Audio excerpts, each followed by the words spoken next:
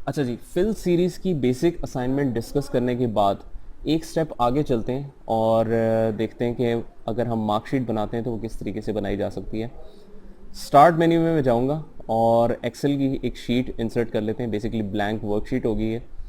तो ये ब्लैंक आपके पास, एक मिनट, ये ऑप्शन आ जाएगा। ब्लैंक वर्कबुक पे आपने डबल क्लिक करना है तो एक नई शीट आपके पास इंसर्ट हो जाएगी। अगर हम नाम चेंज करना चाहते हैं, जस्ट डबल क्लिक करके इसका नाम चेंज कर सकते हैं हम। ठीक है। अच्छा, अब मार्कशीट हमने बनानी है फॉर एनी 5 सब्जेक्ट्स। मतलब इंग्लिश ले लेते हैं हम, उर्दू, इकोनॉमिक्स ले लेते हैं, अकाउंटिंग ले लेते हैं और बिजनेस मैथ ले लेते हैं।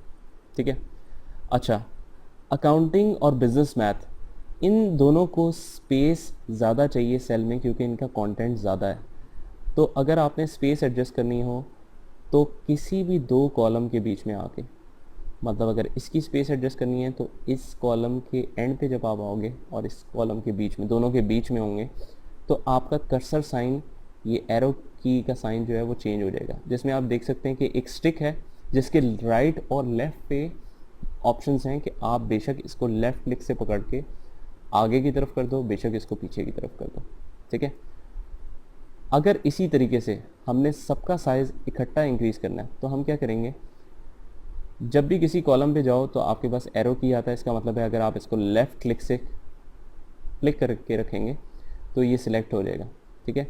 ये सिलेक्शन करके रखें, लेफ़्ट क्लिक मतलब पकड़ के आप इस अपने कर्सर को राइट की तरफ मूव करना शुरू कर दें या जिस भी डायरेक्शन में। और ये सारी सिलेक्शन होने के बाद किसी भी दो कॉलम के बीच में आके आप इसको बढ़ाएंगे तो सारे के सारे कॉलम उसी प्रोपोर्शन के साथ इंक्रीज़ होंगे। लेकिन मैं चाहता हूँ कि ऑटो एडजस्ट हो जाए। मतलब बिजनेस मैथ को अपने कंटेंट के हिसाब से थोड़ी सी ज़्यादा स्पेस चाहिए, उर्दू को कम चाहिए। तो ऑटो एडजस्ट करने के लिए हम क्या करेंगे, सारे कॉलम उसी तरीके से सिलेक्ट करेंगे, दोनों कॉलम्स के बीच में आके बजाय खुद से इंक्रीज़ या डिक्रीज़ करने के हम डबल क्लिक कर देंगे। तो आप देख सकते हैं कि जिसको जितनी स्पेस रिक्वायर्ड है उसने उतनी ही स्पेस ली है। फ़िलहाल मैं थोड़ा सी साइज़ और इंक्रीज़ कर देता हूँ। ये जस्ट आपको समझाने के लिए एक एग्जांपल दी। अच्छा, अब मैंने मार्कशीट बनानी है फॉर 50 स्टूडेंट्स। तो फ़िलहाल तो ये क्योंकि असाइनमेंट है तो आप कोई से भी नाम ले सकते हैं। स्टूडेंट 1 मैं कर लेता हूँ ताकि हमारा काम जल्दी हो जाए। ठीक है। 50 स्टूडेंट हैं। एक बात याद रखिएगा कि जब अल्फ़ाबेट्स के साथ नंबर्स आ जाए तो इसका मतलब है आप उसको अगर ड्रैग डाउन करें, जिस तरह यहाँ पर स्टूडेंट 1 लिखा है, जैसे ही हम इस स्मॉल डॉट के पास आके इसको ड्रैग डाउन करेंगे तो आपके पास नेक्स्ट नाम आएगा स्टूडेंट 2, स्टूडेंट 3, और इसी तरह ऑनवर्ड्स मैं ड्रैग कर लेता हूँ जहाँ पर 50 पूरा होता है। 48 हो गया, 49 एंड 50। ठीक है। वापस टॉप पे आने के लिए दो तरीके हैं। आप या तो कंट्रोल अप दबा दें, या फिर अगर बिल्कुल पहले सेल पे ही आना है आपने तो कंट्रोल होम। इससे क्या होगा, आप जहाँ पर भी होंगे आप मूव कर देंगे पहले सेल पे, दैट इज़ A1, मतलब सेल A1। ठीक है जी। अच्छा, इनका भी कॉलम साइज़ इंक्रीज़ करना पड़ेगा क्योंकि स्टूडेंट 1 के लिए तो ओके है, लेकिन स्टूडेंट 10 और स्टूडेंट 15 ऑनवर्ड्स को ज़रा सा ज़्यादा स्पेस चाहिए। तो डबल क्लिक करके हम एडजस्ट कर देते हैं। उसके बाद मैं चाहता हूँ कि एक असाइनमेंट क्विकली जनरेट मैं कर दूँ, लेकिन एक क्राइटेरिया के साथ। ठीक है। हर स्टूडेंट के किसी भी सब्जेक्ट में आप कोई से भी रैंडम मार्क्स दे सकते हैं, जो आपकी मर्ज़ी है। लेकिन एक चीज़ आपने माइंड में रखनी है कि किसी भी स्टूडेंट के लेस देन 30 मार्क्स नहीं होने चाहिए और 90 से ज़्यादा नहीं होने चाहिए। इसके दरमियान आप जो मार्क्स देना चाहते हैं आप दे सकते हैं। अब नॉर्मल अप्रोच आप कितनी भी फास्ट एंट्री कर लो कि चलो जी 30 से ऊपर भी रखने हैं, ये भी ख्याल रखना है, और 90 से नीचे रखने हैं, कितनी भी फास्ट आप एंट्री करो आपको काफ़ी टाइम लग ही जाएगा। क्यों? क्योंकि 5 सब्जेक्ट्स और 50 स्टूडेंट, हर स्टूडेंट के 5 सब्जेक्ट, इसका मतलब है 5 इंटू 50, 250 मार्क्स देने में टाइम तो लगेगा। अगर यही काम मैंने विद इन सेकेंड्स करना हो तो हर चीज़ के लिए एक फॉर्मूला है। जैसे ही मैंने आपको ये कहा कि आपने रैंडम मार्क्स जनरेट करने हैं जो कि दरमियान में हो 30 और 90 के, तो आपको फॉर्मूला मतलब ट्राई किया जा सकता है, क्योंकि हर चीज़ का फॉर्मूला अवेलेबल है। By the time you complete that this course, आपको फॉर्मूला की इतनी आदत हो जाएगी कि एक फॉर्मूला अगर आपने नहीं भी यूज़ किया हुआ, आप उसको लगा के ज़रूर देखेंगे कि क्या पता कोई इस तरह का फॉर्मूला हो। ठीक है, तो इक्वल्स टू आपको रैंडम से याद आना चाहिए था कि हम इक्वल्स टू रैंड बिटवीन का फॉर्मूला लगा सकते हैं। ये क्या करता है, returns a random number between the numbers you specify. हमें पूरा फॉर्मूला नहीं लिखना तो हम RAN लिखते हैं सिर्फ। ठीक है, नीचे रैंड बिटवीन का ऑप्शन है तो एक एरो की डाउनवर्ड मूव करके टैब दबा देंगे। अच्छा, बॉटम लिमिट और टॉप लिमिट, ये बेसिकली फॉर्मूला सजेशन है जो हमें बता रहा है कि कम से कम नंबर आपने कितना देना है किसी को, मतलब लोएस्ट लिमिट जिससे नीचे नहीं होना चाहिए नंबर। तो हम कहते हैं 30 इज़ माई लोएस्ट लिमिट, और 90 से ज़्यादा ना हो। कॉमा बीच में लगाना है, ये भी फॉर्मूला ही सजेस्ट कर रहा है, मतलब टूल टिप ही हमारा। हम ब्रैकेट क्लोज कर देते हैं, ना भी करें तो एक्सेल खुद से कर देगा। अच्छा, अब जिस तरह मैंने आपको ड्रैगिंग का रूल समझाया, सबसे पहले तो सबसे आसान तरीका ड्रैगिंग का कि बजाय मैं डबल क्लिक करूं तो ये नीचे ड्रैग तो हो जाएगा, क्योंकि left most column is not empty. तो जहाँ तक वो फील्ड है वहीं तक ये डबल क्लिक करके ड्रैग हो सकता है। लेकिन मैं ऐसा नहीं करूँगा, मैं बजाय इधर वर्टिकल सिलेक्शन करके उस तरह से करने की, मैं पहले इसको सारा हॉरिजॉन्टल सिलेक्शन कर दूंगा, क्योंकि मुझे पता है कि अगर एक सेल को मैंने हॉरिजॉन्टल खींच के सब पे फॉर्मूला लगा दिया, तो अगर एक सेल भी नीचे ड्रैग करें हम, तो जाहिर सी बात है कि नीचे वाले सेल, नीचे वाली भी पूरी रेंज में सेम ही फॉर्मूला लग जाएगा। इसका मतलब कि पूरी रेंज तक फॉर्मूला लगा के मुझे अब फ़ायदा है कि मैं on a single click left most column के हिसाब से डबल क्लिक करके ये सारे नंबर्स जनरेट कर सकता हूँ। ठीक है जी, तो ज़बरदस्त हो गया 1 मिनट में। 1 मिनट भी हार्डली आपके लिए बहुत ज़्यादा है, मेरा ख्याल है 10 सेकेंड्स में आप ये काम कर सकते हो। अच्छा, उसके बाद और क्या मार्कशीट में कंटेंट्स होते हैं, लाइक मार्क्स ऑब्टेन। चलो मार्क्स ऑब्टेन कर लेते हैं। मार्क्स ऑब्टेन का फॉर्मूला आपको पता है, अगर आपने बहुत ही जल्दी निकालना है तो ऑल्टरनेट इक्वल साइन, बेसिकली ये साइन बैक स्पेस से पीछे वाला है, जिसमें आपके पास इक्वल्स टू और प्लस दोनों के ऑप्शन हैं। बैक स्पेस से पीछे वाला बटन ऑल्टरनेट दबा के रखना है आपने, और इक्वल साइन दबा देना है। इक्वल्स टू भी लग गया, सम भी लग गया, रेंज भी सिलेक्ट हो गई, हमने जस्ट एंटर करना है और इसको डबल क्लिक करना है। लेकिन डबल क्लिक करने से पहले मैं ज़रा देख के रखता हूँ कि स्टूडेंट 1 के बिजनेस मैथ्स में कितने मार्क्स हैं। 45 है। अगर मैं इसको डबल क्लिक करूं तो इनके मार्क्स पे कोई फ़र्क पड़ना चाहिए? नहीं पड़ना चाहिए। लेकिन अगर मैं डबल क्लिक करूंगा तो फ़र्क पड़ेगा। बेसिकली इसका इससे कोई ताल्लुक नहीं है, लेकिन हमारा कुछ फॉर्मूला ही ऐसा लगा हुआ है कि ऑन एवरी रिफ्रेश, जब भी आपकी एक्सेल की शीट रिफ्रेश होती है, रिफ्रेश वो कब कब होती है कि जैसे ही किसी सेल में कोई भी नया डाटा आएगा, पूरी की पूरी शीट एक दफ़ा रिफ्रेश होगी। जैसे ही रिफ्रेश होती है वो फॉर्मूले को दोबारा रीड करेगी। आपका फॉर्मूला क्या कहता है? रैंड बिटवीन, मतलब कि नंबर्स को घुमा दो तो दोबारा से ये घुमा देगा इस नंबर्स को।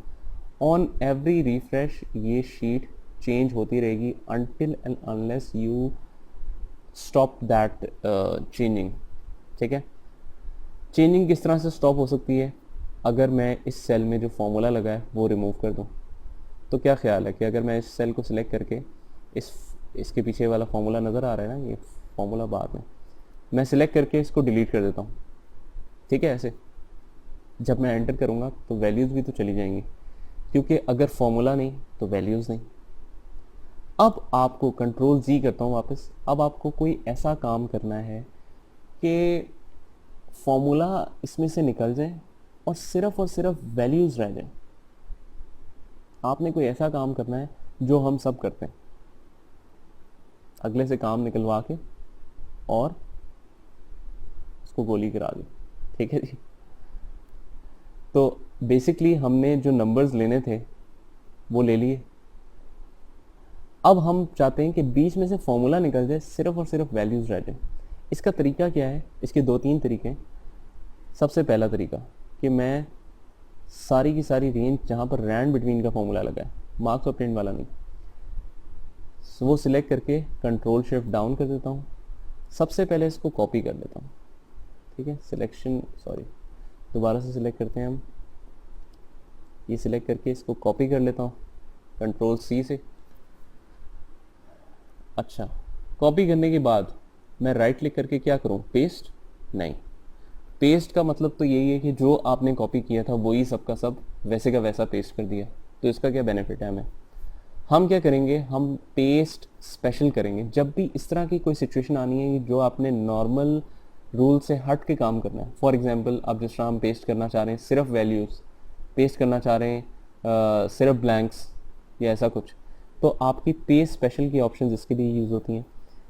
काफ़ी सारी शॉर्ट कीज़ डिफरेंट वर्जन्स में डिफरेंट तरीके से, 2010 में थोड़ी सी शॉर्ट कीज़ हैं, 2013 में और ज़्यादा आपकी सहूलत के लिए शॉर्ट लिंक्स जो हैं वो बाहर निकाल के ही रखे हैं। लेकिन हम देखते हैं कि पेज स्पेशल के ओवरऑल ऑप्शंस हमसे क्या कहते हैं, ठीक है। तो पेज स्पेशल में गए। अच्छा, एक्सेल आपसे पूछ रहा है पेस्ट क्या करना चाहते हो, क्या सारे का सारा जो कॉपी किया, जिस तरीके से कॉपी किया वैसे का वैसा ऑल पेस्ट करना है, क्या जो कॉपी किया है उसमें से सिर्फ आपने फॉर्मूलाज पेस्ट करने हैं, क्या जो आपने कॉपी किया है उसकी सिर्फ वैल्यूज़ रहने देनी है और फॉर्मूलाज रिमूव करने।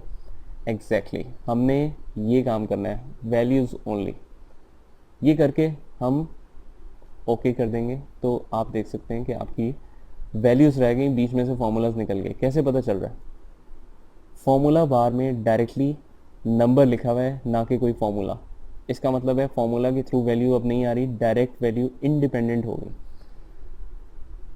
अच्छा, ये एक्टिव सिलेक्शन जो है वो ख़त्म करने के लिए आप एस्केप का बटन दबाएंगे, ठीक है।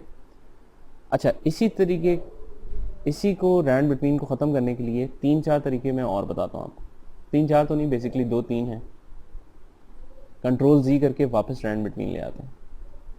एक तरीका तो मैंने आपको ये बताया कि आप पूरा सिलेक्शन करो, फिर कंट्रोल शिफ्ट डाउन दबाओ, फिर इसको कॉपी करो, फिर आप राइट क्लिक करो, फिर पेज स्पेशल में जाओ, फिर पेज स्पेशल के ओवरऑल ऑप्शंस में जाओ, फिर वैल्यूज़ पे क्लिक करो, फिर ओके करो, ठीक है। ये थोड़ा सा लंबा तरीका है। नॉर्मली क्या होता है कि ऑडिट फर्म्स में तो बहुत ज़्यादा, और बाकी काफ़ी फाइनेंशियल इंस्टीट्यूशंस में ये काम पड़ता रहता है कि आप फार्मूलाज के थ्रू वैल्यूज़ निकालो। क्लाइंट को क्योंकि काम देना होता है तो वो चाह नहीं रहे होते कि फार्मूलाज भी हम साथ में दें, लेकिन उनको शॉर्ट कीज़ याद होती हैं क्योंकि इनका ये रोज़ का काम है।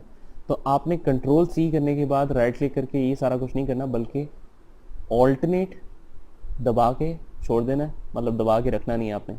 फिर उसके बाद ई दबा के छोड़ देना है, फिर एस, फिर वी, ये बारी बारी आपने दबाना है, दबा के छोड़ देना है, और फिर ओके कर देना है आपने। तो यही सारा काम आपका पेज स्पेशल हो जाएगा। वैल्यूज़ वैल्यूज़ रैगिंग और फार्मूलाज बीच में से रिमूव हो गए। कंट्रोल जी करके एक दफ़ा दोबारा से देखते हैं।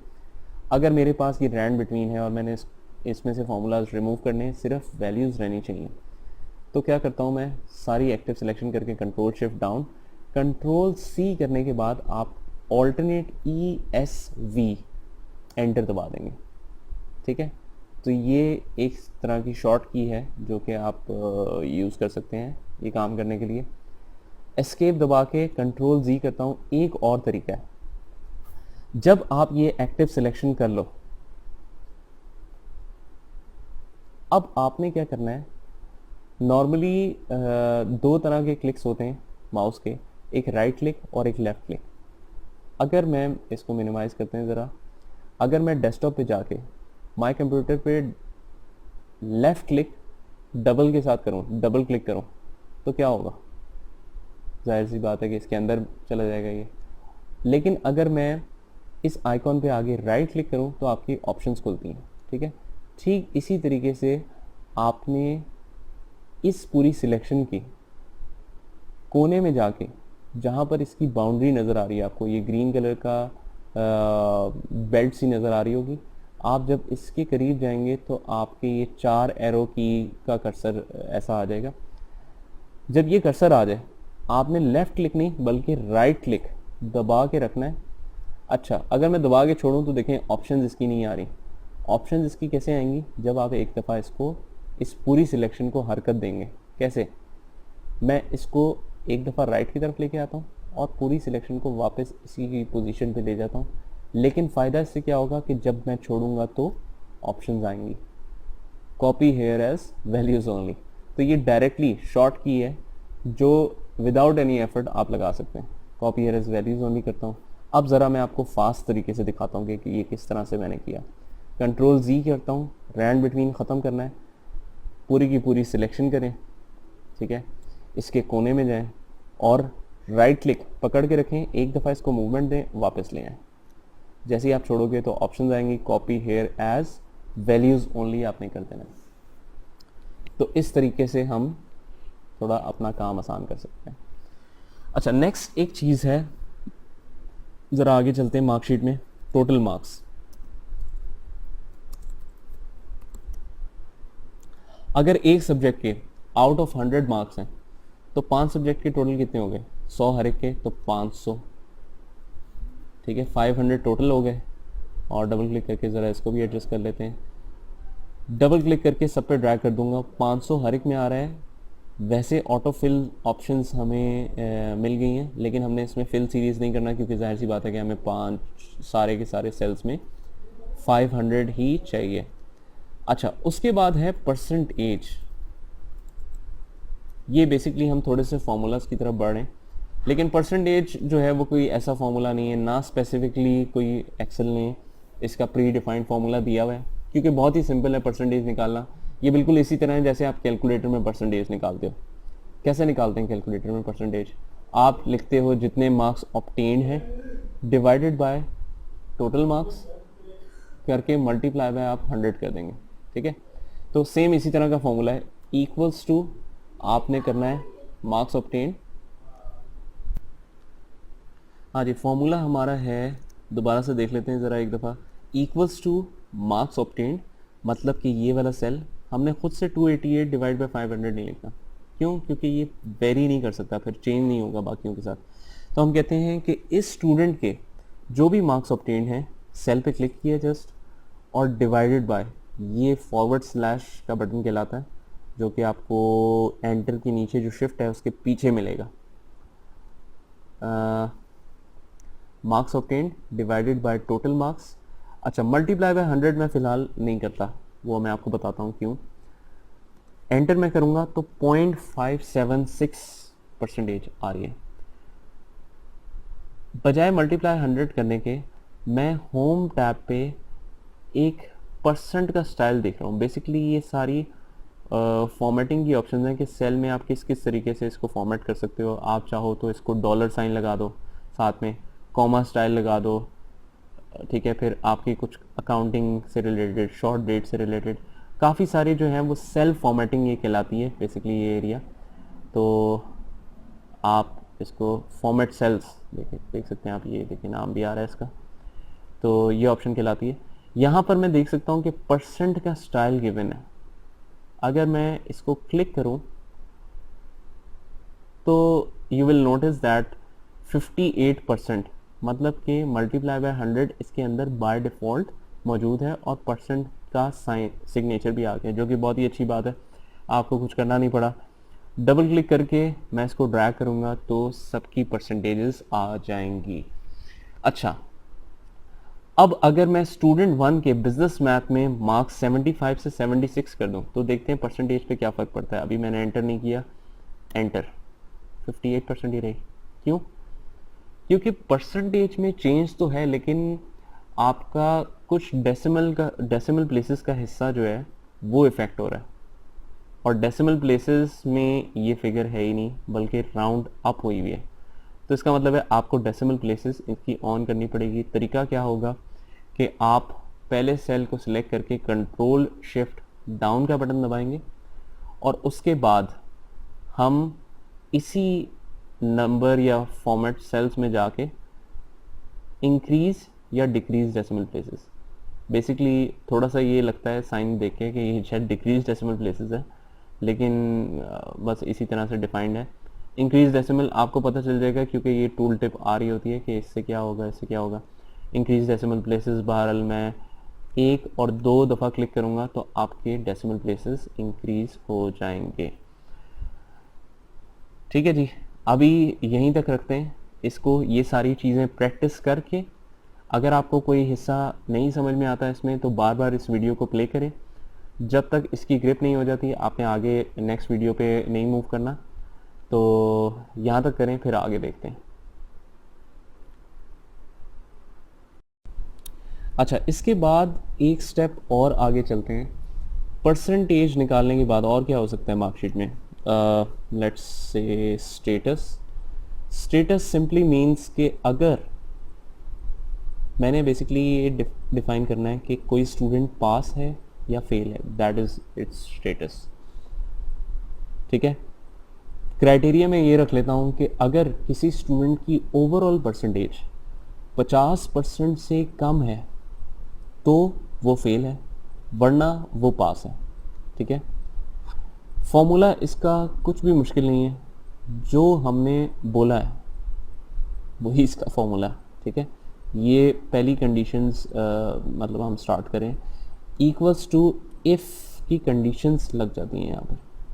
ठीक है, जिस तरीके से मैं आपको बता रहा हूँ ना फॉर्मूला, आपने सेम इसी तरीके से लगाना है बोल के, जिस तरह हम नॉर्मल सेंटेंस बोलते हैं कि अगर इस स्टूडेंट की ये जो परसेंटेज है ये अगर कम है लेस देन 50% तो मतलब देन के लिए आप कॉमा लगाएंगे, ही इज़ फेल। क्योंकि फेल एक ऐसा वर्ड है जो कि एक्सेल आइडेंटिफाई नहीं कर सकता, ये कोई नंबर नहीं है, ये कोई फॉर्मूला नहीं है। तो अगर आपने अपनी मर्ज़ी का आंसर जो भी देना है वो इन्वर्टेड कॉमास में हमेशा दिया जाएगा। तो हमने अभी तक क्या किया कि अगर इस स्टूडेंट के लेस देन 50% मार्क्स हैं तो वो फेल है, वरना के लिए भी आप कॉमा का साइन लगाएंगे, वरना क्या वो पास है। ऐसे ही है, ब्रैकेट हमें क्लोज करनी चाहिए, लेकिन अगर ना भी करें तो एक्सेल खुद से कर देगा। ज़रा टेस्ट कर लेते हैं, डबल क्लिक एंड ड्रैग।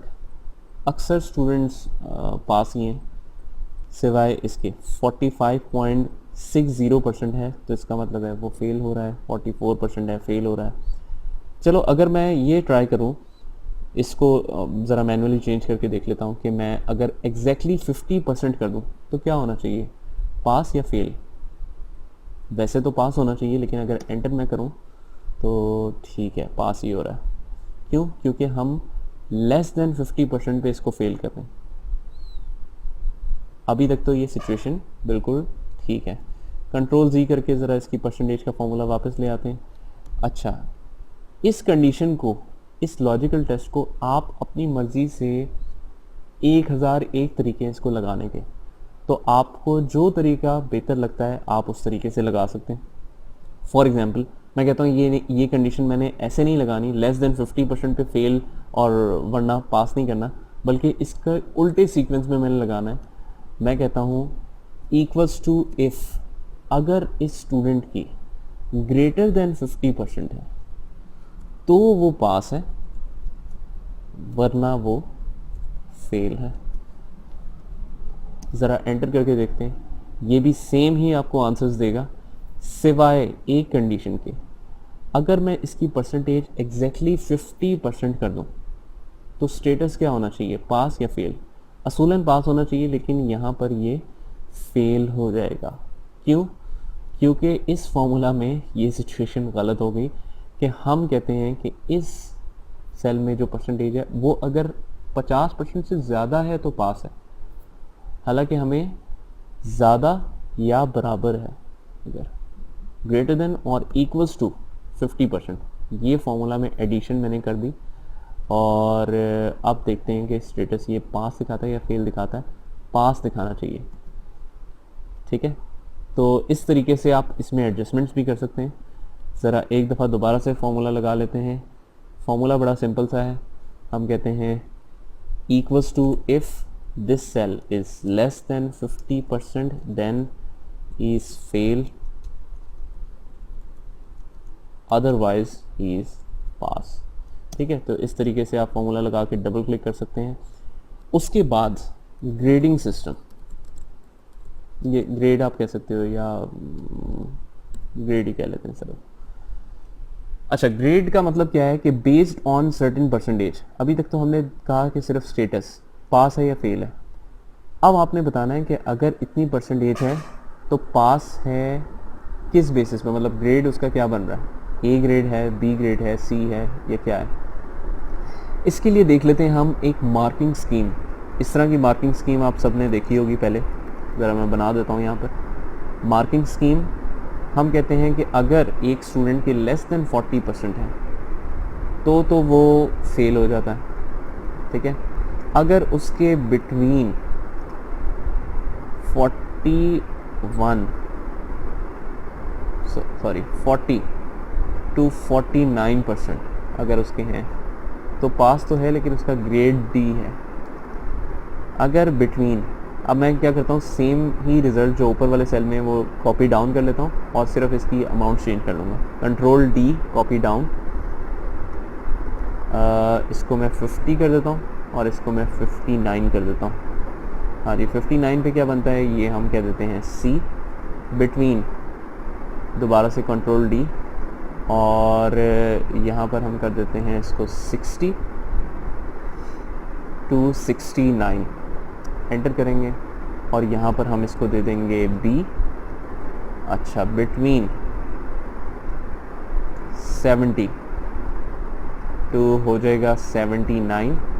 इस पे क्या बनेगा, इस पे बनेगा ए. और फिर आखिरी ऑप्शन होता है 80% और अबव. इस पे बन जाएगा एक स्टूडेंट का ए प्लस. ये सारी मार्किंग स्कीम जो है बड़ी सिंपल है, लेकिन इसको एक फॉर्मूला में कैसे लिखें. करना हमने क्या है कि ये परसेंटेज को टेस्ट करे और बार बार टेस्ट करे कि क्या ये 40% से कम है. अगर 40% से कम है तो फेल. फिर अपर और लोअर लिमिट देखे, क्या ये बिटवीन 40 to 49% है. अगर 40 to 49% है तो डी. फिर 50 to 59% पे सी. ये एक ही जगह पे आपने लिखना है. फॉर्मूला कौन सा लगेगा, इफ़ देन कंडीशंस, बिल्कुल इक्वल्स टू इफ़. अच्छा जी, अब अगर मैं कहता हूँ कि अगर इस स्टूडेंट के लेस देन 40% मार्क्स हैं, लेस देन 40% है, तो क्या होगा ये, तो फेल. ठीक है, वरना क्या, एक लॉजिकल टेस्ट के, ये बेसिकली हमारा लॉजिकल टेस्ट है. वैल्यू इफ़ ट्रू, मतलब ये कह रहा है कि अगर ये लॉजिकल टेस्ट सेटिस्फाई होता है, ये लॉजिक जो है वो ट्रू हो जाती है कि मतलब एक्चुअल मार्क्स जो परसेंटेज में है वो लेस देन 40 ही हो जाते हैं, तो वो ट्रू हो जाएगी. तो वैल्यू ऑफ ट्रू अगर हो रही है ये, तो आपका फेल हो जाएगा. ये लेस देन 40 से ही मीट करता है अगर क्राइटेरिया, तो फेल हो जाएगा. वरना क्या हो, अगर वरना हमने वैल्यू फॉल्स में पास ही दे दिया तो फिर तो बात ही ख़त्म होगी, फॉर्मूला कंप्लीट हो जाएगा. इसके आगे मज़ीद आप कुछ लगा ही नहीं सकते. तो हम कहेंगे कि वरना इसको दोबारा चेक करो, इफ़ लगा देंगे. एल्स पे के बाद इफ़, क्या इसके लेस देन 50% है. अगर लेस देन 50% है तो डी. अब ये चलता जाएगा फॉर्मूला. ठीक है, वरना दोबारा चेक करो कि इसके स्टूडेंट के लेस देन 60% तो नहीं है. अगर लेस देन 60% हैं तो सी. वरना दोबारा चेक करें कि इस स्टूडेंट के कहीं कम तो नहीं है 70% से. अगर 70% से कम है तो बी. वरना दोबारा चेक करें कि इस स्टूडेंट के कम तो नहीं है 80% से. अगर 80% से कम है तो क्या हो जाएगा, तो ए. अच्छा, वरना, अच्छा अब वरना हम हमेशा कहते थे कि दोबारा चेक करें, वरना दोबारा चेक करें.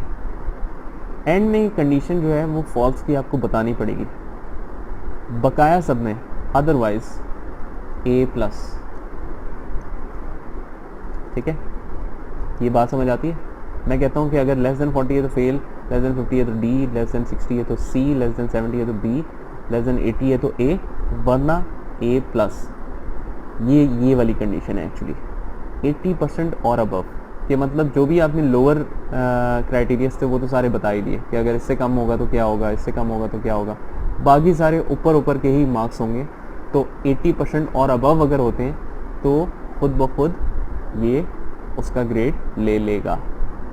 बेसिकली ये आती है थोड़ी सी कॉम्प्लेक्सिटी यहाँ पर।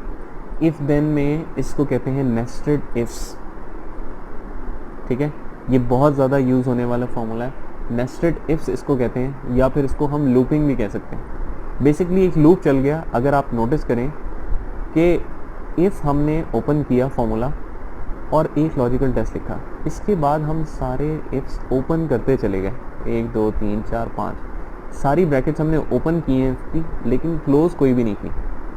तो अब हमें देखना पड़ेगा कि हमने ओपन कितनी की थी, 1 2 3 4 5, एंड में आपको क्लोज करनी पड़ेगी इकट्ठी, 1 2 3 4 5, ठीक है जी। तो ये बेसिकली इसकी लॉजिक है, this is called nested ifs. अगर मैं ये लेकिन ब्रैकेट्स ना भी क्लोज करूं तो देखते हैं क्या होता है। अगर मैं एंटर कहता हूं तो एक्सेल कहता है कि मैंने आपका फॉर्मूला देखा एंड फाउंड अ टाइपो, मतलब काइंड ऑफ एरर, आपने कुछ चीज़ें मिस कर की हैं, and I tried to correct it, कि मतलब मैंने ये एंड में जो है वो 5 ब्रैकेट लगा दिए, तो क्या मैंने ठीक किया? तो आप इसको येस कर देंगे, येस कर देंगे तो आपके पास ये खुद ब खुद से 5 ब्रैकेट क्लोज हो जाएंगे। अब देखते हैं कि हमारी मार्किंग स्कीम के हिसाब से ये सारे कुछ सही आ रहा है कि नहीं। ज़रा डबल क्लिक करके ड्रैग करते हैं। 70% पे ए बन रहा है, ठीक है, 60% बी बन रहा है, डी बन रहा है, बी बन रहा है, ठीक है जी, सी बन रहा है। तो खुद ब खुद से सबकी परसेंटेज अगर मैं 80% कर दूँ, ए प्लस है, ठीक है। ये आप टेस्ट कर सकते हैं इसी तरह किसी भी फॉर्म में, सेल की वैल्यू चेंज करके जो भी आप सोच रहे हैं वो एक सेल में लिख के ज़रा देख लें, उसके बाद बेशक हम कंट्रोल Z कर दें। तो यहाँ तक करें, फिर आगे हम देखते हैं मज़ीद। अच्छा जी, ग्रेड्स निकालने के बाद हम एक काम और कर लेते हैं। अगर हम स्टेटस देखें गौर से तो अक्सर स्टूडेंट्स जो हैं वो पास हो रहे हैं, कुछ ही स्टूडेंट्स हैं जो कि फ़ेल हैं। तो if you have a lot of data for students and most of the students are pass, there might be a chance that you might overlook fail students, ठीक है, क्योंकि पास बहुत ज़्यादा हैं तो हो सकता है आपको फेल नज़र ही ना आए। इसके लिए क्या हल है कि फेल विजिबल हो के आए। अगर फेल रेड में आए तो अच्छा हो जाएगा, लेकिन आपने इस फेल को सिलेक्ट करके, अगर मैं ये ऐसे रेड कर दूँ, ऐसे भी कर सकते हैं, लेकिन ये मैनुअल वर्किंग है। हम क्या चाहते हैं कि जैसे ही किसी चीज़ का स्टेटस ऑटोमेटिकली, जिस तरह ये डिटेक्ट कर रहा है इफ़ देन के थ्रू, किसी भी चीज़ का स्टेटस पास या फेल में चेंज होता है तो बेस्ड ऑन दैट क्राइटेरिया खुद ब खुद फॉर्मेटिंग हो जाए। अच्छा, अब क्राइटेरिया की जैसी फॉर्मेटिंग है तो ये बिल्कुल इसी तरह है कि if the text is certain, मतलब कोई सर्टेन टेक्स्ट आपकी सेल्स में लिखी हो तो based on that certain text अगर आपकी रिक्वायरमेंट फुलफिल होती है तो ये कलर कर देगा उसको। इसको कहते हैं कंडीशनल फॉर्मेटिंग।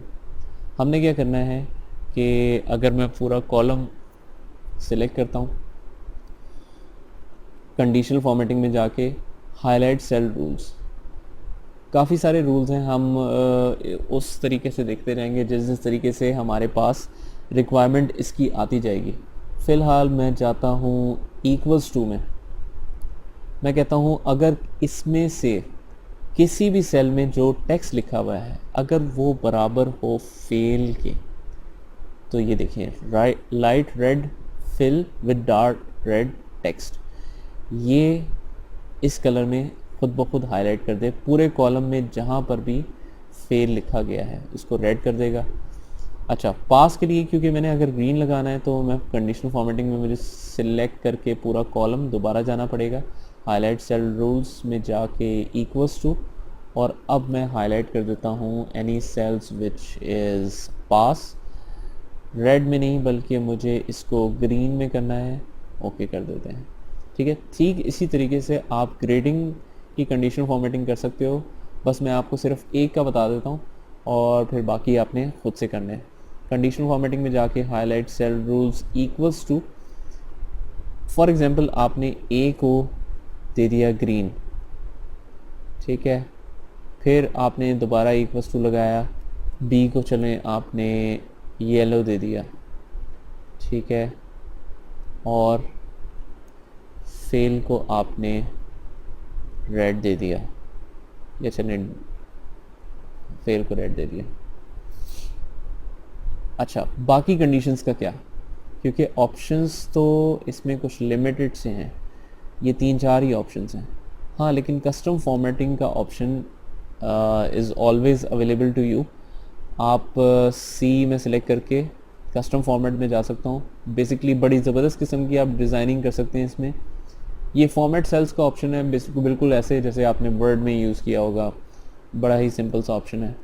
आप इसको किसी कॉम्बिनेशन ऑफ कलर्स में भी बना सकते हैं। मैं फिल इफ़ेक्ट्स कर लेता हूँ, ठीक है, पहले वो 2 कलर सेलेक्ट करते हैं, मैं कहता हूँ कि इसको इस कलर में कर दें, फिल इफ़ेक्ट्स में, बल्कि यहाँ पर हम डिसाइड कर लेते हैं ग्रीन, और फॉर एग्ज़ाम्पल वैसे एग्ज़ाम्पल ले लेते हैं कि हम इस तरह की कुछ कलर करके डायगोनल अप कर देता हूँ मैं इसको, और कुछ इस तरह की हाईलाइटिंग भी आप कर सकते हैं। ठीक है, तो ये डिपेंड करता है कि आपने किस तरह से फॉर्मेटिंग इसकी करनी है। अच्छा, उसके बाद अगर मैं ये निकालना चाहता हूँ कि कितने स्टूडेंट्स हैं, मतलब सिर्फ उन स्टूडेंट्स की डिटेल निकालनी है जो कि फ़ेल हैं, क्योंकि इधर बहुत सारे रिज़ल्ट्स हैं तो वो फ़ेल ढूंढना बड़ा मसला है। ठीक है, इसी तरह मैंने 20 बी या समझ लें सी ग्रेड के स्टूडेंट्स निकालने फ़िल्टर करके, बेसिकली क्योंकि हम उनका फॉर एग्ज़ाम्पल बैच चेंज करना चाह रहे हैं। ठीक है, तो इस तरह की सिचुएशंस में आपको इन रिज़ल्ट्स को फ़िल्टर आउट करना पड़ेगा। फ़िल्टर हम कैसे करेंगे, मैं यहाँ पर स्टूडेंट नेम भी लिख देता हूँ। फ़िल्टर करने के लिए ये मेन रिक्वायरमेंट्स हैं आपकी, कि आपकी कोई भी हेडिंग, डेटा की हेडिंग जो है वो खाली नहीं होनी चाहिए। तो अब मैंने सबका नाम लिख दिया है, तो होम टैब पे जाके आप सॉर्ट एंड फ़िल्टर के ऑप्शन में जाएंगे और ये पहला ऑप्शन सेलेक्ट करेंगे। ठीक है, तो आप देख सकते हैं कि सबके साथ ड्रॉप डाउन मेन्यू आ गया। मैं एक दफ़ा दोबारा से सारे कॉलम्स को सिलेक्ट करके किसी भी 2 के बीच में जाके डबल क्लिक करता हूँ ताकि एरो की भी आ जाए और आपके वर्ड्स भी हाइड ना हो बिटवीन बिसाइड्स दिस। अच्छा, अब मैं स्टेटस में जाता हूँ। 2 ऑप्शंस हैं मेरे पास। बेसिकली ये ऑप्शन है सॉर्ट एंड फिल्टर की। सॉर्ट का मतलब है you can arrange it in alphabetical order or ascending descending order, और either you can filter। sorting में आपने डाटा अरेंज करना है और फिल्टर में बेसिकली आपने कुछ स्पेसिफिक रिजल्ट्स को फिल्टर आउट करके एक कस्टमाइज्ड रिपोर्ट दिखानी है। स्टेटस में मैं जाता हूँ, आपकी इस लाइन से पहले के सारे ऑप्शंस सॉर्टिंग के हैं। अगर मैं सॉर्ट कर देता हूँ तो A to Z, मतलब मैं सारे फेल ऐसे भी इकट्ठे ला सकता हूँ, और आप सिर्फ सॉर्ट बाय कलर्स भी कर सकते हैं कि जो ग्रीन है वो सबसे ऊपर आ जाएं। ठीक है, इस तरह के काफ़ी सारे ऑप्शंस हैं। मैं लेकिन फ़िल्टर करना चाहता हूँ कि मैं कहता हूँ सिर्फ इस सारे रिपोर्ट में से वो दिखा दे जो फेल हैं। जैसे ही मैं इस ऑप्शन पे क्लिक करूँगा वो कहेगा कि आपका जो टोटल डाटा इसमें सिलेक्ट हुआ है, मतलब डिफरेंट सेल्स में जो आपने डाटा लिखा है, हर डाटा में या तो पास है या फेल है। तो ये आपका डाटा है बेसिकली। आपको इसमें से क्या चाहिए, मैं कहता हूँ सिलेक्ट ऑल को मैं ख़त्म करता हूँ और मुझे सिर्फ फेल चाहिए। तो ये फ़िल्टर करके आपको एक कस्टमाइज्ड रिपोर्ट दिखा देगा। तो ये फ़िल्टर्स का यूज़ है, बहुत अच्छी चीज़ है, बहुत पावरफुल टूल है। इवन आपको एक्सेल कुछ भी ना आता हो, अगर आपको फ़िल्टर्स ही सिर्फ आएँ तो तब भी आपका काफ़ी हद तक मेजर प्रॉब्लम्स सॉल्व हो सकते हैं। ठीक है। अच्छा, साथ ही साथ एक चीज़ और है, हाँ ये बहुत इम्पॉर्टेंट है। ग्रेड हमने दे दिया, स्टेटस भी हमने डिफाइन कर दिया, रैंक या पोजीशन एक स्टूडेंट की क्या बनती है क्लास में, ठीक है, ये हमने निकालना है। इसका भी बहुत ही सिंपल सा फॉर्मूला है, इक्वल्स टू रैंक का फॉर्मूला है इसमें। रैंक डॉट एवरेज लिखा हुआ आएगा। अच्छा, इस रैंक के फंक्शन को हमने यूज़ करना है बेसिकली, ये 2007 से डिज़ाइन हुआ हुआ है, तो कुछ चीज़ों में वो रिकमेंड करते हैं कि आप दूसरा नए वर्जन, नए हमारे फार्मूलाज भी यूज़ करके देखें। ये थोड़ा सा पुराना फार्मूला है, लेकिन हमने यही फ़िलहाल यूज़ करना है। आप इसको टैब दबा दो और टूल टिप। अच्छा, ये टूल टिप समझना बहुत इम्पॉर्टेंट है। अगर आप ये सारी टूल टिप्स समझने लगे तो एक फार्मूला जो आपके लिए कम्प्लीटली न्यू है, फर्स्ट टाइम आप देख रहे हो, तो वो भी आप लगा सकते हो, क्योंकि आपको पता होगा कि हर टूल टिप को का मतलब क्या है, मतलब नंबर का मतलब क्या है, रेफरेंस का मतलब क्या है। अच्छा, रैंक हमने देना है। खुद से सोचो आप कि रैंक किसके हिसाब से दिया जाता है। फॉर एग्ज़ाम्पल, अगर मैं आपको कहता हूँ कि आप 80% आपके जो है वो टोटल परसेंटेज है, तो आपका क्लास में रैंक क्या बना, उसके लिए क्या देखना पड़ेगा कि नंबर ऑफ़ स्टूडेंट्स टोटल कितने हैं क्लास में और हर एक का की परसेंटेज क्या है। उन सबसे कंपैरिजन करके आपको पता चलेगा कि आपका पर्टिकुलर रैंक क्या बनता है। अच्छा, basically number is that student, कि मतलब किस स्टूडेंट के मार्क्स को आपने रैंक देना है। स्टूडेंट की परसेंटेज, नॉर्मल परसेंटेज के हिसाब से दिया जाता है रैंक।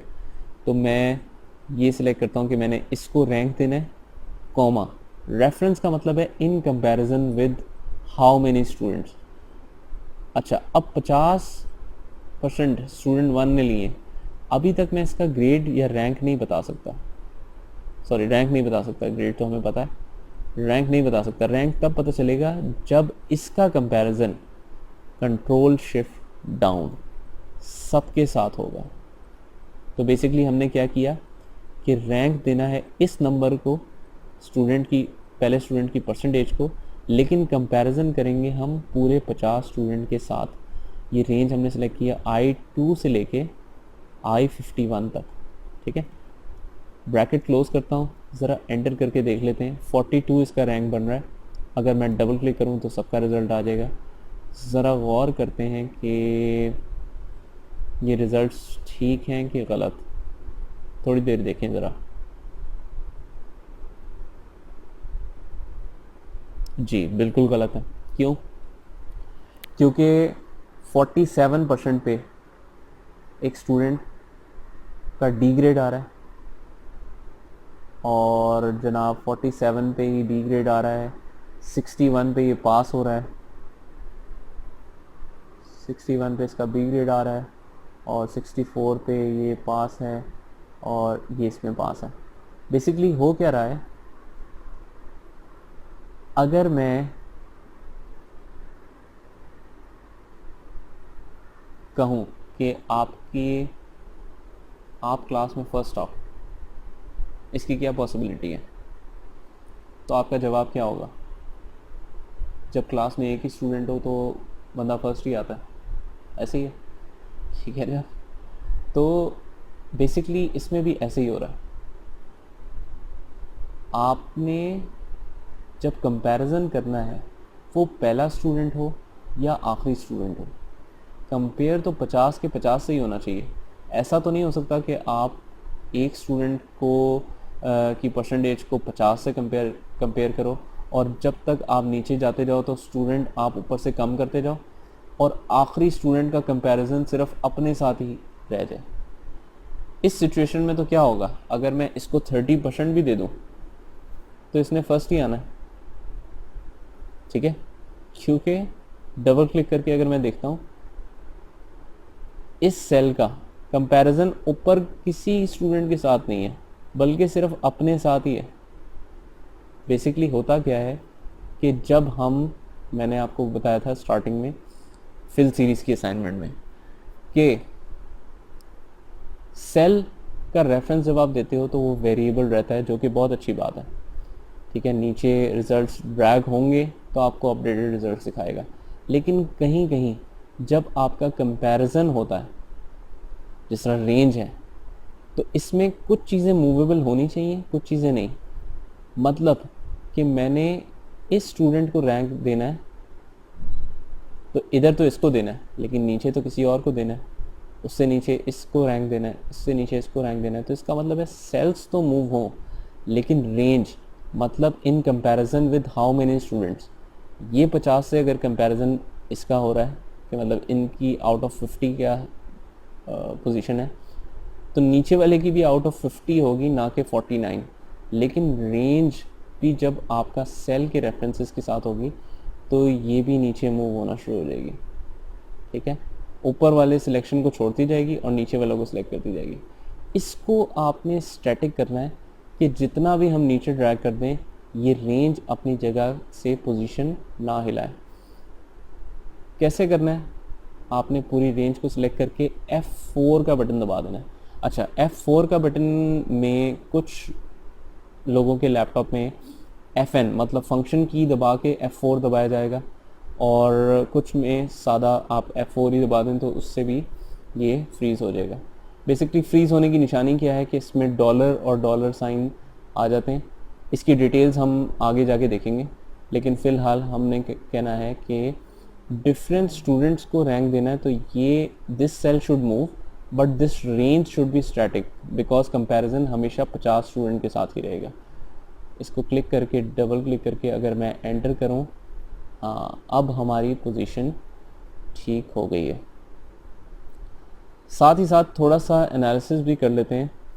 मैं देखता हूँ ऐसी रैंडम मार्क्स 43 स्टूडेंट के 87 मार्क्स हैं, बड़े ज़बरदस्त मार्क्स हैं।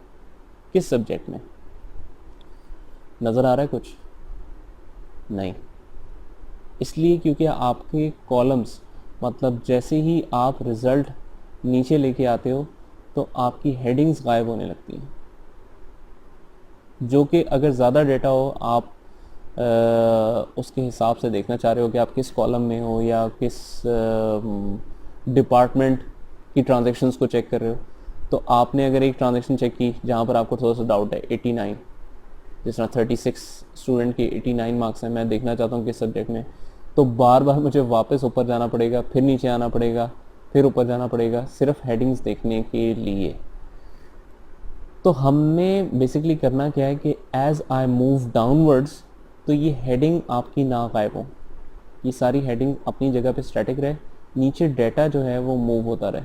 ठीक इसी तरीके से अगर मैं आगे जाके रिकॉर्ड्स देखता हूँ, अब मैं रैंक देख रहा हूँ, मुझे आगे जाके पता ही नहीं है कि कौन से स्टूडेंट का रैंक है, तो मैं कुछ इस तरह का चाहता हूँ कि जब मैं आगे जाऊँ तो स्टूडेंट के नाम ना गायब हो, जब मैं नीचे जाऊँ तो ये हेडिंग्स ना गायब हो। इसके लिए एक ऑप्शन यूज़ होती है फ्रीज पेन्स की। ठीक है, आप व्यू में जाएंगे और फ्रीज पेन्स का ऑप्शन सेलेक्ट करेंगे। सिर्फ पहला ऑप्शन ही काम का है, फ्रीज टॉप रो जो है वो ऑप्शन ज़्यादा यूज़ नहीं होता। टॉप रो का बेसिकली मतलब है कि पहली रो उसकी कोई भी हो वो फ्रीज़ कर दे। तो पहली रो में तो नॉर्मली कंपनी का नाम ही होता है, फर्स्ट कॉलम में यहाँ पर नॉर्मली सीरियल नंबर्स वगैरह होते हैं। आपको चाहिए इस तरह की चीज़ जो आप खुद डिसाइड कर सको कि मैं चाहता हूँ कि जब मैं आगे जाऊँ तो हेडिंग्स ये ना गायब हो नाम, जब मैं नीचे जाऊँ तो ये हेडिंग्स ना गायब हो। तो इसका मतलब है you have to choose the intersection point. आपने वहाँ पर कर्सर रखना है जहाँ से पीछे की चीज़ और जहाँ से ऊपर की चीज़ आप सब कुछ फ्रीज़ करना चाहते हो। फॉर एग्जांपल अगर मैं यहाँ पर कर्सर रखता हूँ तो फ्रीज़ पेन्स क्या क्या फ्रीज़ करेगा। पेन का मतलब होता है एक पूरा एरिया। अगर कर्सर से ऊपर वाला फ्रीज़ हो रहा है तो ये पूरा की पूरी रो जो है वो आपकी फिक्स हो जाएगी, और अगर कर्सर यहाँ पर है तो ये तो फ्रीज़ होगी, साथ में आपकी इससे पीछे का एरिया ये भी फ्रीज़ हो जाएगा। मतलब अगर आपका कर्सर यहाँ पर है तो आपका ऊपर का पूरी रो, पीछे का पूरा कॉलम फ्रीज़ हो जाएगा। ज़रा टेस्ट कर लेते हैं हम।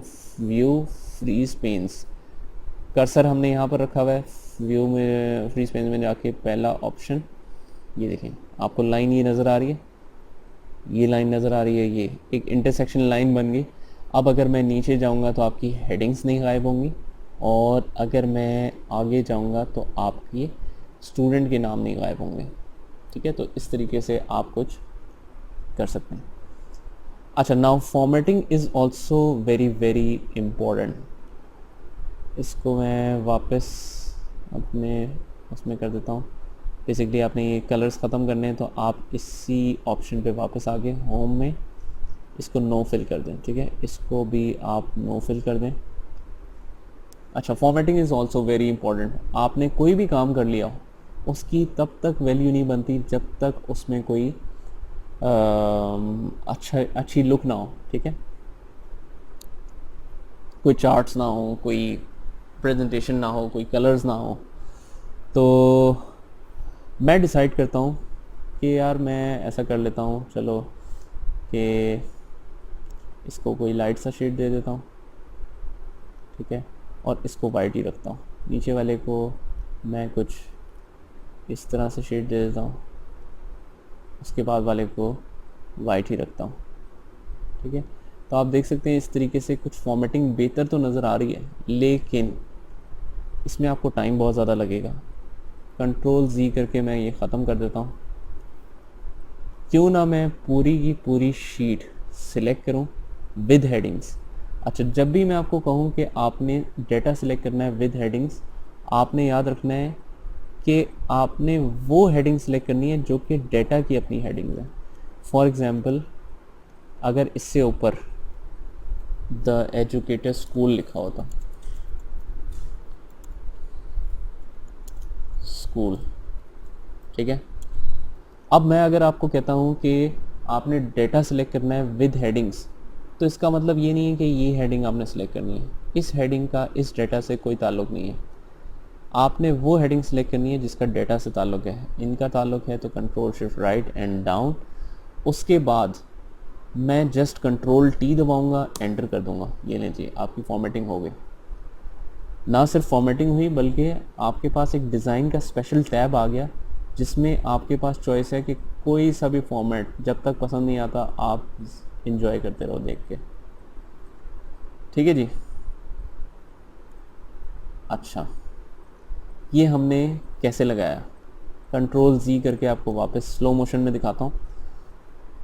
डेटा सेलेक्ट करना है with headings, control shift right और डाउन। उसके बाद आप होम टैब पे जाके फॉर्मेट एज टेबल, ये इसकी डिफ़ॉल्ट डिफाइंड फॉर्मेटिंग है जो कि आप यूज़ कर सकते हो अपना टाइम सेव करने के लिए।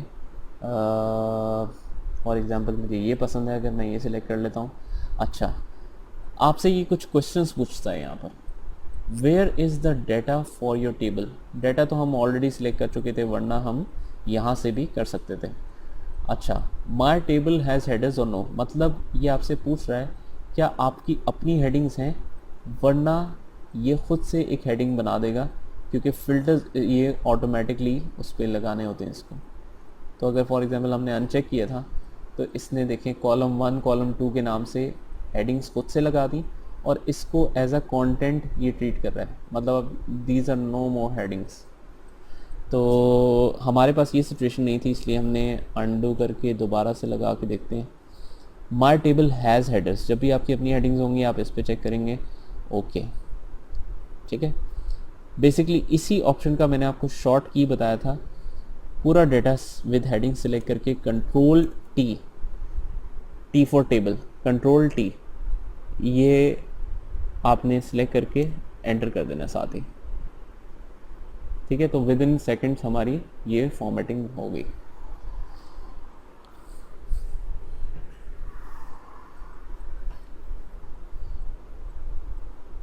अच्छा, और क्या हो सकता है,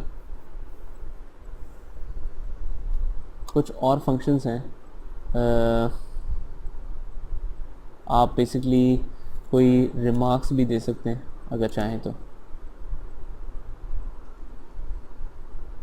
अच्छा, फॉर्मेट एज टेबल करने का फ़ायदा, अगर मैं इसके साथ वाले सेल को किसी को भी मतलब कुछ मेंशन करता हूँ तो आपको इसकी फॉर्मेटिंग करने की ज़रूरत नहीं है, बल्कि जैसे ही मैं एंटर करूँगा इसकी फॉर्मेटिंग ऑटोमेटिकली हो जाएगी। फॉर एग्जांपल मैं रिमार्क्स में कहता हूँ if pass, if this cell is equal to pass then good otherwise bad.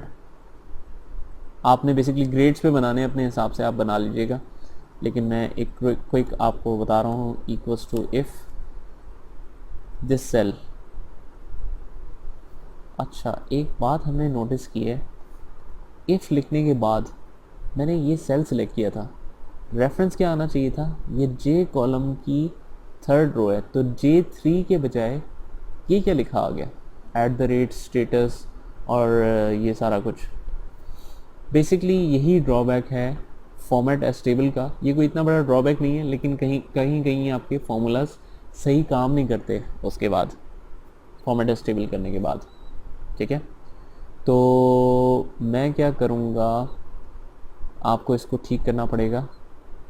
Basically इसका भी उसी तरह का सोल्यूशन है जिस तरह आपने कंट्रोल पे स्पेशल एज वैल्यूज़ ओनली किया था। ठीक है, उसमें आपने क्या किया था, डेटा पूरा अपनी तरफ से बना के पूरे को सिलेक्ट करके कॉपी पे स्पेशल एज वैल्यूज़ ओनली किया था। इसमें थोड़ी सी चीज़ फ़र्क है, आपने पूरा डेटा सिलेक्ट करना है, जस्ट राइट क्लिक करके आपने टेबल पे जाना है और कन्वर्ट टू नॉर्मल रेंज कर देना है। ये कन्वर्ट टू नॉर्मल रेंज करने के बाद यस करना है। अब ये बिल्कुल ऐसे ही हो गया जैसे आपने खुद से ये फॉर्मेटिंग की हो। ठीक है, खुद से मेहनत करके ये फॉर्मेटिंग शायद की जैसे की हो आपने, इस तरह से ये हो गया। लेकिन इससे एक नुकसान है, अब आप इसकी फॉर्मेटिंग या कलर्स जो है वो मज़ीद चेंज नहीं कर सकते, क्योंकि वो वाला ऑप्शन जो पहले आ रहा था हमारे पास वो चला गया। अच्छा, अब दोबारा से देखते हैं, equals to if this cell, अब रेफरेंस बिल्कुल ठीक आ रहा है, J3 इज इक्वल टू पास। अगर यहाँ पर पास लिखा है तो गुड शो कर दे, अदरवाइज बैड शो कर दे। देखते हैं। अच्छा, देखें ये फेल है, ये बैड हो गया, ये फेल है, ये बैड हो गया। तो इसी तरह से किसी भी चीज़ के रिव्यूज़ हम दे सकते हैं, लेकिन एक और मसला, सारे के सारे रिमार्क्स बिल्कुल ठीक आ गए, फॉर्मेटिंग ख़राब हो गई। बेसिकली आप देख सकते हैं कि बाकी सारे सेल्स की किस तरीके से फॉर्मेटिंग है, कितनी अच्छी बैलेंस फॉर्मेटिंग लग रही है, लेकिन जैसे ही आपने रिमार्क्स का रिज़ल्ट बाकी सब पे कॉपी किया, एक अजीब सी फॉर्मेटिंग आपके पहले सेल के मुताबिक सब पे हो गई। आपने इसको ठीक करना है, कैसे करें, मैनुअली तो बहुत टाइम लग जाएगा। एक ऑप्शन है फॉर्मेट कॉपी करके पेस्ट करना। मैं देखता हूँ कि यार अगर इस जगह का फॉर्मेट बिगड़ा हुआ है, साथ वाले कॉलम का तो ठीक है ना, तो मैं क्या करता हूँ, साथ वाला पूरा कॉलम सिलेक्ट करके होम टैब पे फॉर्मेट पेंटर पे क्लिक करता हूँ। ये बेसिकली फॉर्मेट कॉपी कर लेगा। देखें जिस तरह से सिलेक्शन आ रही है बिल्कुल कॉपी वाले स्टाइल में आ रही है, और साथ में इस कर्सर के साथ ब्रश बना हुआ है। अब जहाँ से मैंने सिलेक्ट करके कॉपी किया था वहीं पर पेस्ट होगा, मतलब कॉलम से अगर फॉर्मेट पेंटर सिलेक्ट किया था तो आपने कॉलम पर ही पेस्ट करना है इसको। ये देखिए 1 मिनट के अंदर आपकी सारी फॉर्मेटिंग हो गई। दोबारा से दिखाता हूँ मैं आपको। आपने क्या करना है, जस्ट इस पूरे कॉलम को सिलेक्ट करके फॉर्मेट पेंटर पे क्लिक करना है, क्योंकि पूरा कॉलम सिलेक्ट करके किया था तो पूरे कॉलम पे ही पेस्ट होगा। तो इस तरीके से आप ये कर सकते हो। अच्छा, बेसिकली जब फॉर्मेट एज टेबल आप करके राइट क्लिक करके वो टेबल वाला ऑप्शन यूज़ करते हैं कन्वर्ट टू रेंज का, उसके बाद फ़िल्टर्स हट जाते हैं। फ़िल्टर्स आपको मैनुअली ख़ुद से लगाने पड़ेंगे। अच्छा, मैं सारी हेडिंग सेलेक्ट करूँगा, शॉर्ट की के थ्रू अगर फ़िल्टर्स लगाने हैं। अब मुझे वैसे शॉर्ट की पता नहीं है, लेकिन मुझे ये पता है कि हर शॉर्ट की ऑल्टरनेट से निकलती है। फिर ही मुझे ये भी पता है कि सॉर्ट एंड फ़िल्टर ऑप्शन लगाना जो है वो होम टैब पे होता है H, फिर सॉर्ट एंड फ़िल्टर में मुझे नज़र आ रहा है कि S दबा दो, फ़िल्टर लगाने हैं तो F दबा दो। तो इसका मतलब है अब मुझे की याद हो गई, ऑल्टरनेट HSF। ठीक है जी, तो इस तरीके से हम लगा सकते हैं। कुछ और कंडीशंस भी हैं यहाँ पर। अगर आपको कहीं भी फील होता है कि लेक्चर जो है वो आपकी समझ से बाहर होता जा रहा है, तो आप उसी वीडियो को पॉज करो, खुद से प्रैक्टिस करो, अगर ज़रूरत पड़ने पे रिवर्स रिवाइंड करो, और उसके बाद आप इसको फॉलो कर सकते हैं। अच्छा, कुछ और रिक्वायरमेंट्स हैं, वो हम देखते हैं, चलें नेक्स्ट वीडियो में देख लेते हैं। अच्छा, अब मेरे पास जो है कुछ रिक्वायरमेंट्स हैं, मैं निकालना चाहता हूँ students present subject wise. Basically ये मैं सबसे एंड पे आ गया हूँ, आप देख सकते हैं कि मैं यहाँ पर सबसे एंड पे आके ये लिख रहा हूँ स्टूडेंट्स प्रेजेंट सब्जेक्ट वाइज, मतलब इन सब्जेक्ट्स में कितने स्टूडेंट्स प्रेजेंट हैं, कितने एब्सेंट्स हैं।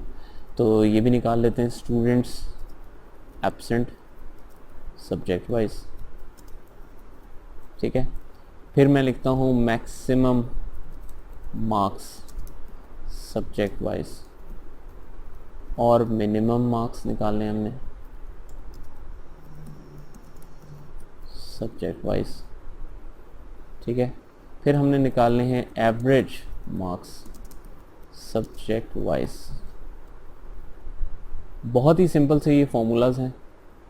अच्छा, मैं ये सपोज़ करता हूँ कि जिस स्टूडेंट ने पेपर नहीं दिया, तो जाहिर सी बात है कि उसके मार्क्स भी नहीं लगे होंगे।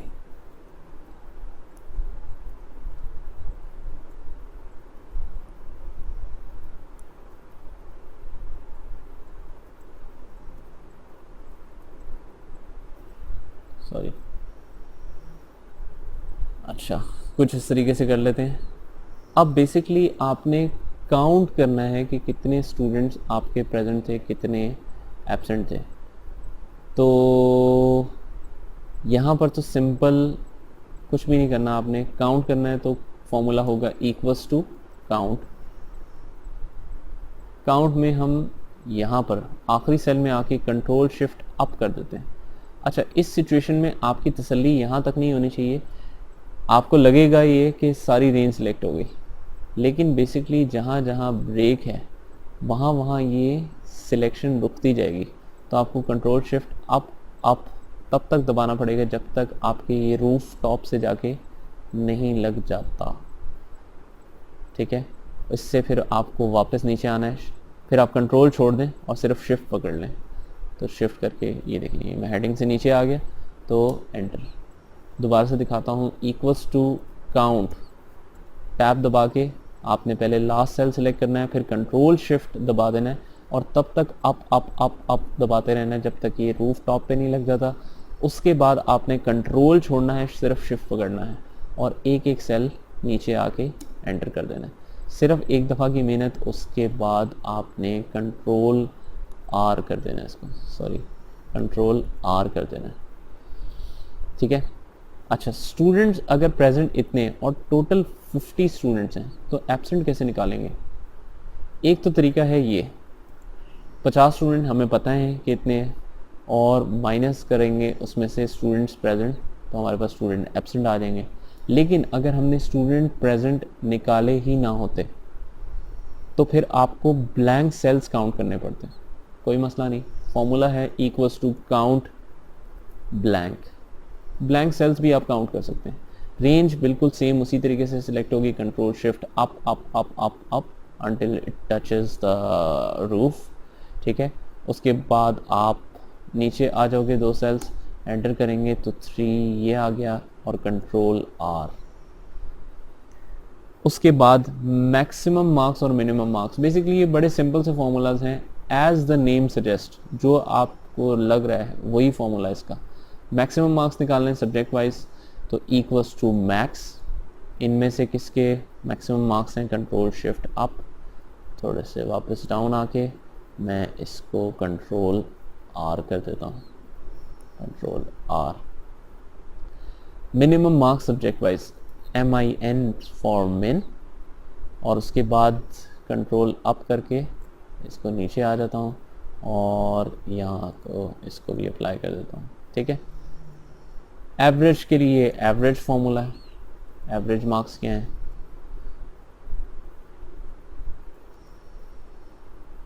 ये सारी एवरेज आ गई। अच्छा, एवरेज में हम देख सकते हैं कि डेसिमल प्लेसेस जो हैं वो आपके पास कुछ ज़्यादा ही हैं।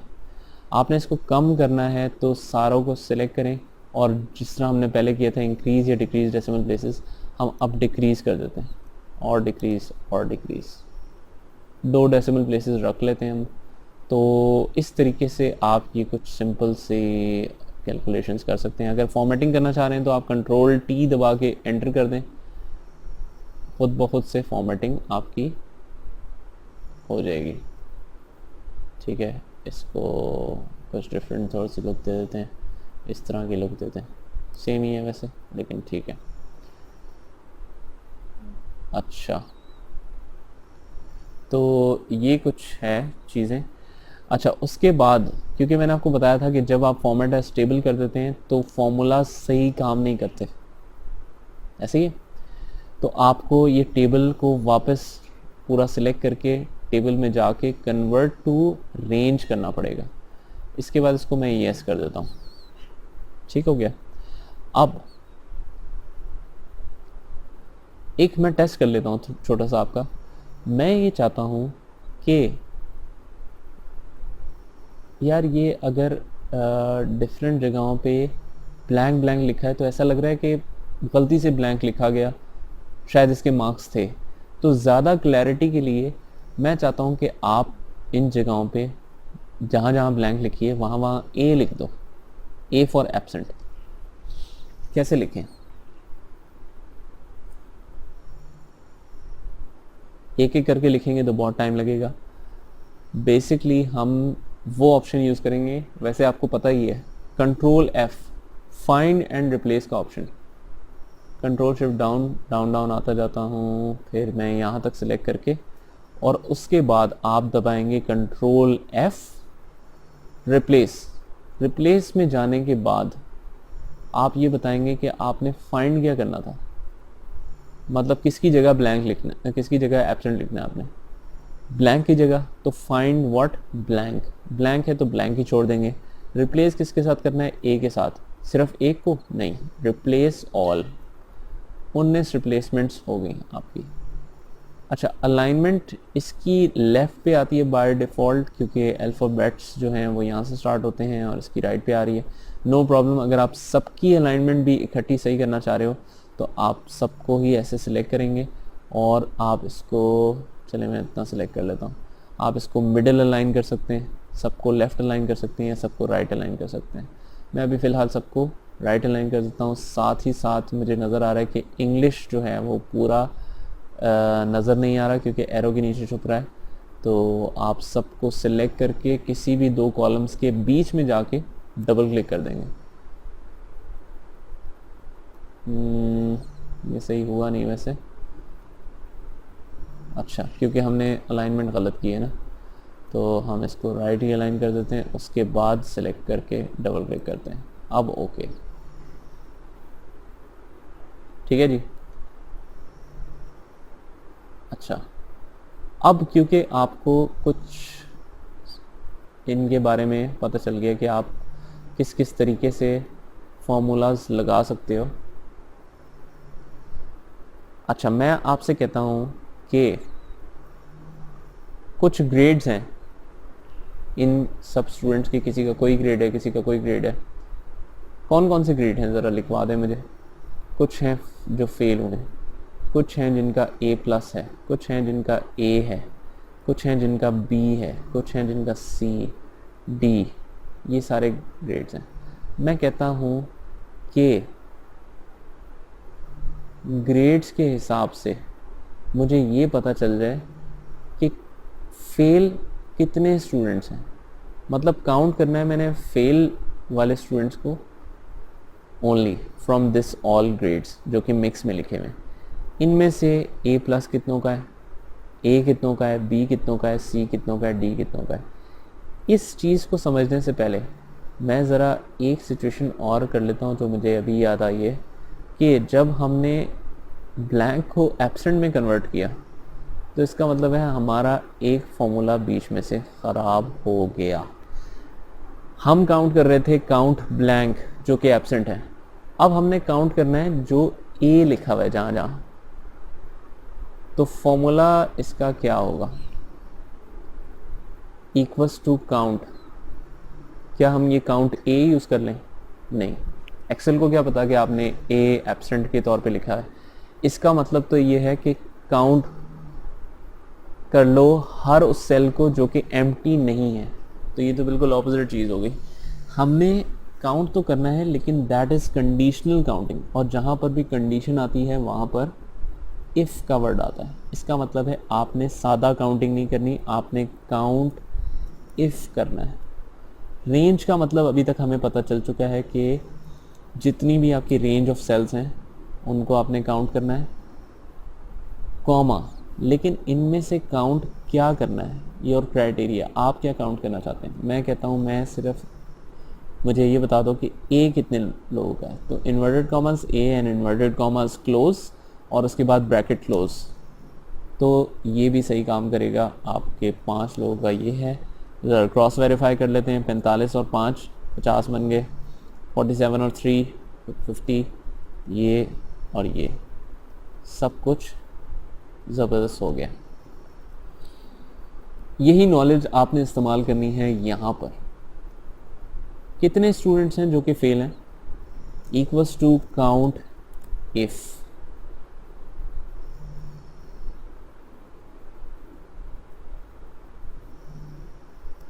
Equals to count if. Range क्या है, रेंज ये है, कॉमा। सबसे आसान तरीका रेंज पूरी सिलेक्ट करने का कि आप ऊपर कॉलम से ही सिलेक्ट कर दिया करो, बजाय आप इधर आओ फिर कंट्रोल शिफ्ट डाउन करो। हमेशा सबसे आसान तरीका कॉलम ऊपर से सिलेक्ट कर देना, के से लेके के तक, कॉमा। क्राइटेरिया, क्राइटेरिया इसमें से क्या काउंट करना है, हमने फेल काउंट करना है, ठीक है। तो ये बता देगा कि कितने फेल हैं। लेकिन क्या मैं इसको डबल क्लिक करके सबके रिजल्ट्स एक ही मिनट में हासिल कर सकता हूँ? The answer is no. क्यों? क्योंकि आपने हर किसी का क्राइटेरिया आपको बदलना पड़ेगा। ए प्लस का अलग करना पड़ेगा, ए का अलग करना पड़ेगा। क्यों? क्योंकि अंदर हमने लिख दिया कि फेल ही काउंट करना है। अगर हम ये ना लिखते बल्कि कहते कि हमारा क्राइटेरिया वही है जो इधर लिखा है, तो इससे फ़ायदा क्या हुआ कि आपने काउंटिंग पे ये पूरा लगा दिया और उसके बाद यहाँ से कहा कि इससे फेल ले लो। जैसे ही हम नीचे ड्रैग होंगे तो ये सेल भी नीचे आएगा। अब ये यहाँ पर ए प्लस काउंट करेगा, फिर ए, फिर बी, फिर सी। तो इसी तरीके से हमारा फॉर्मूला और आसान बन के ये सब की सब काउंटिंग निकाल देगा। Equals to count if, range आपने ये सिलेक्ट करनी है, कॉमा क्राइटेरिया ये सिलेक्ट करना है आपने, और उसके बाद डबल क्लिक करके आपके रिज़ल्ट्स यहाँ पर आ जाएंगे। साथ ही एक और चीज़ भी मुझे याद आ गई कि आप रैंक अगर निकालना चाह रहे हैं तो जिस तरह मैंने आपको बताया था कि रैंक में रेफरेंस को आपने फिक्स करना होता है। बजाय वो करने के आप equals to rank simple use करें। नंबर किस को रैंक देना है, मतलब स्टूडेंट 1 की इस परसेंटेज को रैंक देना है in comparison with how many students. मैं क्या करता हूँ, बजाय कंट्रोल शिफ्ट डाउन करूँ फिर आपको फिक्स करना पड़े उसको, मैं पूरा का पूरा कॉलम सेलेक्ट कर देता हूँ, आई टू आई। ठीक है, कुछ याद आता है? आई टू आई मैंने ये पूरा का पूरा सिलेक्ट कर दिया कॉलम। अब जब किसी रेंज में रो नंबर्स इन्वॉल्व ही नहीं है तो इसका मतलब है रो नीचे मूव हो ही नहीं सकती, क्योंकि जब भी नीचे जाते हैं प्रॉब्लम क्या हो रहा होता है कि रो आपकी नीचे आती जा रही होती है। ठीक है, तो जब रो नंबर इसमें रहा ही नहीं तो इसका मतलब है फिक्सिंग की टेंशन आपको लेने की ज़रूरत ही नहीं है। आप जस्ट एंटर करें इसको और डबल क्लिक कर दें। सबसे आसान तरीका फॉर्मेटिंग अगर ख़राब हो गई तो कोई मसला नहीं, पूरे इस कॉलम की फॉर्मेटिंग तो ठीक है ना। होम पे जाके फॉर्मेट प्रिंटर और यहाँ पर आपने इसको पेस्ट कर दिया। तो इस तरीके से आप इन चीज़ों को एडजस्ट कर सकते हैं। साथ में एक टेक्निकल आगे एक्टिविटी है, अभी आप यहाँ तक प्रैक्टिस करें, फिर आपको उस टेक्निकल एक्टिविटी पे लेके जाते हैं। बेसिकली हमारी मार्कशीट की असाइनमेंट तो कंप्लीट है, सिर्फ एक छोटी सी एडजस्टमेंट है जो कि मिक्सिंग ऑफ फार्मूला से रिलेटेड है, तो वो हम नेक्स्ट वीडियो में देखते हैं।